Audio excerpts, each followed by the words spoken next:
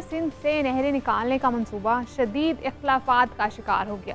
Peoples party نے کھل کر منصوبے کی مخالفت کر دی ہے، جبکہ سندھ کی قوم پرست تنظیمیں بھی وفاق کے فیصلے کے خلاف میدان میں آ گئی ہیں۔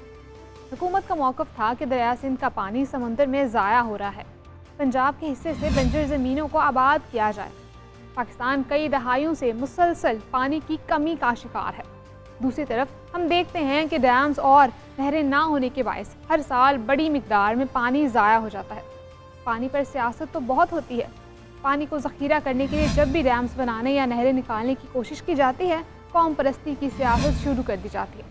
ماہرین کے مطابق دریائے سندھ سے نہریں نکال کر بلوچستان کو سیراب کرنے سے زرعی پیداوار بڑھے گی، علاقے کے لوگوں کو بھی فائدہ ہوگا اور زرعی اجناس ایکسپورٹ کی جا سکیں گے۔ کالا باغ ڈیم کی طرح یہ منصوبہ بھی سندھ اور خیبر پختونخوا حکومت کی مخالفت کا شکار ہو گیا ہے۔ وفاقی حکومت کو توقع تھی کہ اس حوالے سے پیپلز پارٹی کو راضی کر لیا جائے گا، لیکن ایسا اب مشکل نظر آ رہا ہے۔ منصوبے کے مخالفین کا کہنا ہے کہ پاکستان میں پانی محدود ہے۔ اگر گرین انیشیٹو پروگرام کے تحت بنجر زمینیں آباد کی جائیں گی تو پاکستان کی پہلے سے آباد زرعی زمینیں بنجر ہو جائیں گی، جو پاکستان کی معیشت کے لیے خطرہ ہے۔ یہ بھی اعتراض کیا جا رہا ہے کہ SIFC میں زراعت اور آبپاشی جیسے صوبائی امور سے متعلق فیصلے کیے جا رہے ہیں جو خطرناک ہیں۔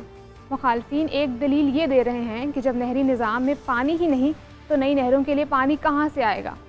صدر مملکت آصف علی زرداری نے پارلیمنٹ کے مشترکہ اجلاس سے خطاب میں حکومت پر تنقید کرتے ہوئے دریائے سندھ سے کینال نکالنے کا منصوبہ ترک کرنے کا مشورہ دیا۔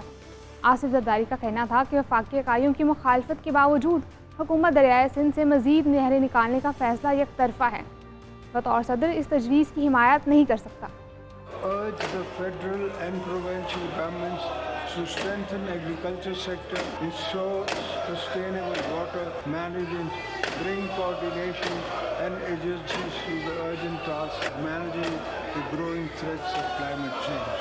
We need to focus on greater water availability and its efficient use. We must work towards innovative solutions such as bringing water from Tajikistan to Balochistan, upgrading irrigation systems, and utilizing new technologies to conserve distribute water.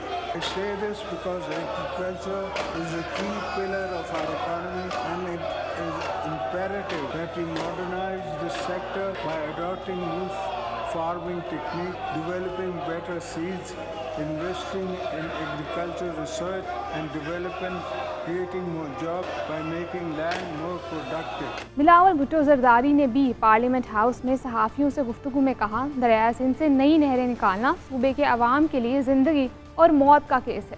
یہ مشترکہ مفادات council کا معاملہ ہے، اس پر متفقہ فیصلے لینے چاہیے۔ اگر دریا کی ٹیل پر رہنے والوں کو حق نہیں دیں گے تو اپنا کیس کیا لڑیں گے؟ وزیر اعظم شہباز شریف نے بلاول بھٹو کے اعزاز میں دیے گئے افطار ڈنر میں بلاول بھٹو کو یقین دہانی کرائی کہ دریائے سندھ سے نہریں نکالنے کا معاملہ خوش اسلوبی سے حل کر لیا جائے گا۔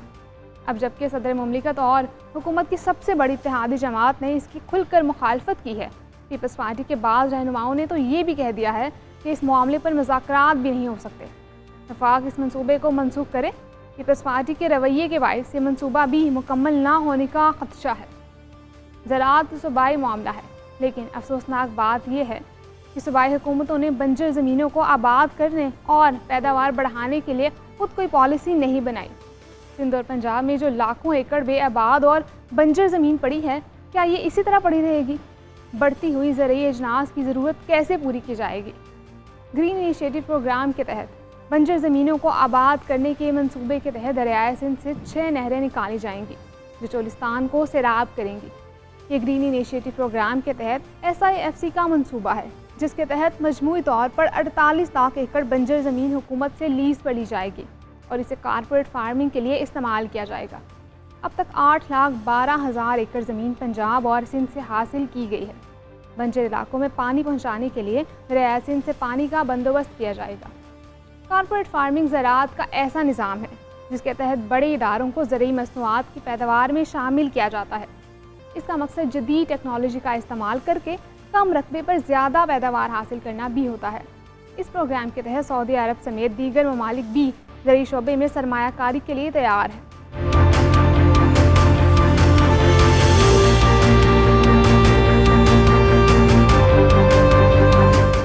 کانفرنس رہنماؤں اور کسانوں کا اعتراض ہے کہ بنجر زمینوں کو آباد کرنے کے اس منصوبے سے ان کی سرسبز زمینیں بنجر ہو جائیں گی۔ پہلے ہی پانی کی کمی اور موسمیاتی تبدیلی کے باعث فصلوں کی پیداوار میں غیر معمولی کمی ہو رہی ہے۔ رپورٹس کے مطابق پنجاب میں چولستان کے علاقے میں یہ زمین دی گئی ہے، جبکہ سندھ کی نگران حکومت کے دور میں صوبے میں 52,000 ایکڑ زمین ٹرانسفر کی گئی تھی۔ ان میں ضلع دادو کے کاچھے کے علاقے، سجاول، بدین اور حیدرآباد کی زمین بھی شامل ہے۔ منصوبے کے تحت ہنگامی بنیادوں پر دریائے سندھ پر 6 نہروں کی تعمیر کو مکمل کیا جائے گا۔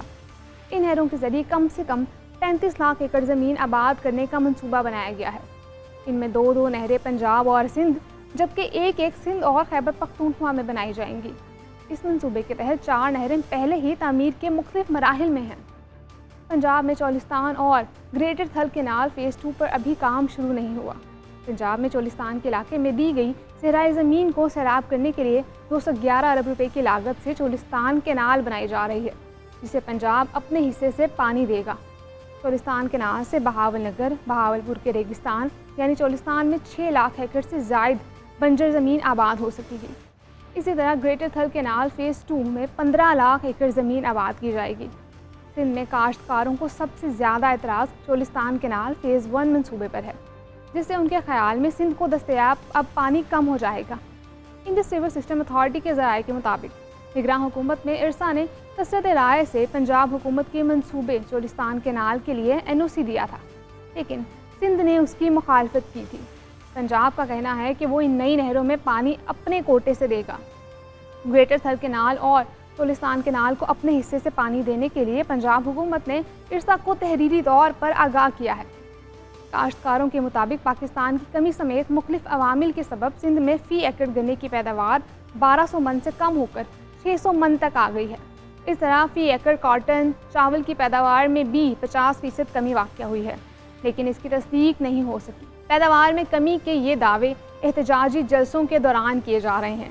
مخالفین کا کہنا ہے کہ جب آباد زمینوں کے لیے پانی پورا نہیں تو نئی نہروں کے لیے پانی کہاں سے آئے گا؟ اگر دیکھا جائے تو اس معاملے کو بڑھا چڑھا کر بہت منفی انداز میں پیش کیا جا رہا ہے۔ چشمہ رائٹ بینک کینال، گریٹر تھل کینال، کچھی کینال اور ریٹی کینال کے منصوبے آج کے نہیں بلکہ صدر جنرل مشرف کے دور میں منظور کیے گئے تھے۔ چولستان کینال کو دریائے سندھ سے نہیں بلکہ دریائے چناب یا جہلم سے پانی دیا جائے گا۔ اسے دریائے سندھ سے پانی دیے جانے کی بات درست نہیں ہے۔ پیپلز پارٹی کے رہنماؤں کی جانب سے یہ بھی کہا جا رہا ہے کہ حکومت ارسا ایکٹ میں ترمیم پر بھی غور کر رہی ہے، جس میں کسی بھی ڈیم، نہر، بیراج کے منصوبے کو اسٹریٹجک منصوبہ قرار دے کر اس کی حفاظت کے لیے فوج سے مدد بھی لی سکتی ہے۔ یہ سندھ کے عوام کو منتنفر کرنے والی بات ہے۔ وفاقی وزیر برائے منصوبہ بندی اور ترقی احسن اقبال کہہ چکے ہیں کہ سندھ کا پانی کم کرنے کی بات میں کوئی صداقت نہیں۔ مین اسٹریم سے باہر ناکام سیاستدان اپنی سیاست چمکانے کے لیے اس معاملے کو ہوا دے رہے ہیں۔ مسلم لیگ نون کے سینیٹر عرفان صدیقی کے مطابق پنجاب دریائے سندھ سے 1 بوند اضافی پانی لیے بغیر اپنے حصے کے پانی پر نہریں بنا رہا ہے۔ مخالفین کو اعتراض کس بات پر ہے؟ ادھر وزیر وسائل ڈاکٹر مصدق ملک نے تو یہاں تک کہہ دیا کہ پانی کی تقسیم پر شک ہے تو ڈیجیٹل میٹر لگوا لیے جائیں، سب پتہ چل جائے گا کس کو کتنا پانی جا رہا ہے۔ اس اہم ایشو پر پیپلز پارٹی اور مسلم لیگ نون کے اراکین پارلیمنٹ ایک دوسرے کو خوب تنقید کا نشانہ بنا رہے ہیں۔ بہتر تو یہی ہے کہ پیپلز پارٹی اور مسلم لیگ نون دونوں ایک دوسرے پر الزامات لگانے کی بجائے ملک کا سوچیں۔ کل اگر پانی یا زرعی مصنوعات کا بحران پیدا ہوا تو دنیا ہماری مدد کو نہیں آئے گی۔